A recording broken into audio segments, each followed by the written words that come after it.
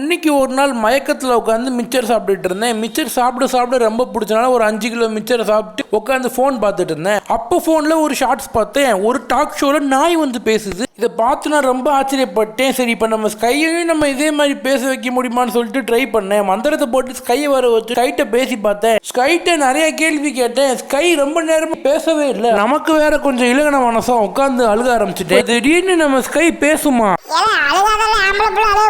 இந்த குரலை கேட்டோன்னு திடீர்னு ஷாக் ஆகிட்டேன். ஏன் ஸ்கை நீ பேசுவியா அப்படின்னு சொல்லி கேட்டு நம்ம மனசுக்குள்ள நிறைய கேள்வி யோசிச்சு வச்சிருந்தேன். ஹாய் ஸ்கை, எப்படி இருக்க? நான் நல்லா இருக்கேன். இங்க என் கூட இருக்க உனக்கு பிடிச்சிருக்கா?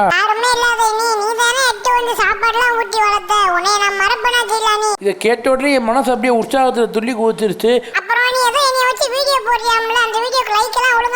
மக்கள் என்னைய விரும்புறாங்களோ இல்லையா ஸ்கை, ஆனா உன்னைய ரொம்ப விரும்புறாங்க. என்னோட ஆல் ஃபேன்ஸ்க்கு மிக நன்றி. மறக்காம இந்த வீடியோ லைக் பண்ணுங்க.